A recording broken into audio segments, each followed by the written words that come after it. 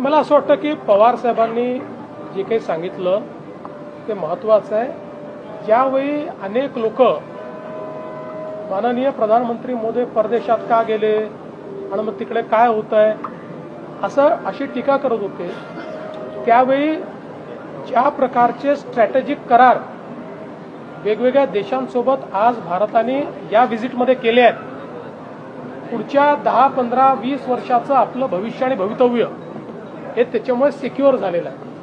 आणि म्हणूनच पवार साहेबांनी हे सांगितलं की विनाकारण टीका करू नका, प्रधानमंत्री परदेशात जाऊन देशाच्या हिताचं काम करतायत, त्यामुळे त्याच्यावर टीका करणं हे योग्य होणार नाही। सर, राहुल गांधी मात्र पंतप्रधान नरेंद्र मोदी असेल किंवा अमित शहावरती अपशब्द वापरताना पाहायला मिळते। त्यांनी आज म्हटलं की गद्दार आहेत हे दोघे जण असं। मला असं वाटतं, मागच्या वेळेस मी सांगितलं होतं पवार साहेबांना फार राग आला, ते म्हणाले की मुख्यमंत्र्यांनी असे शब्द वापरून